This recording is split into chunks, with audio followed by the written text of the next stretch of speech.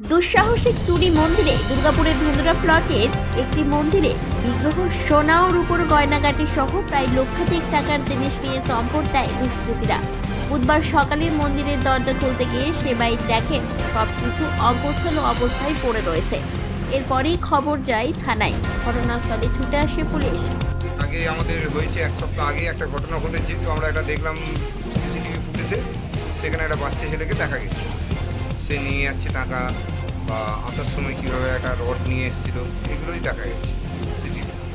পুলিশকে আমরা জানিয়েছিলাম, প্রশাসনকে, প্রশাসন তার মতো কাজ করেছে, কিন্তু কাজ তো কিছুই হলো না। আবার এক সপ্তাহের মধ্যে এই এক জিনিস ঘুরে গেল।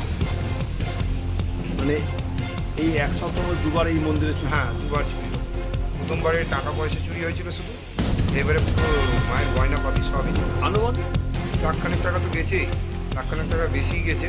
এখন ধরুন ওইভাবে আমরা বলতে পারবো না, কেন কোনো যদি সিসিটিভি থাকা সত্ত্বেও দুষ্কৃতীরা মন্দিরে চুরি করার দুঃসাহস দেখাতে পারে, তাহলে এলাকায় থাকা বাড়িঘরে চুরি করতে পিছপা হবে না এরা।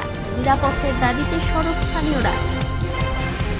হ্যাঁ, প্রশাসন এসেছিলেন, তো ওনারা এদিকে ওদিকে দেখাদেখি করলেন, সিসিটিভি কিছু ফুটেজ নেওয়ার চেষ্টা করছেন।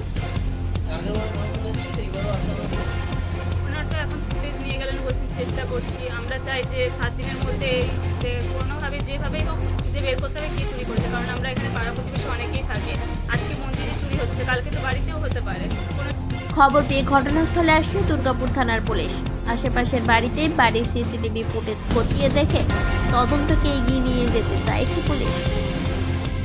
দুর্গাপুর থেকে অনুরাধা সেনগুপ্তের রিপোর্ট, খাঁটি খবর।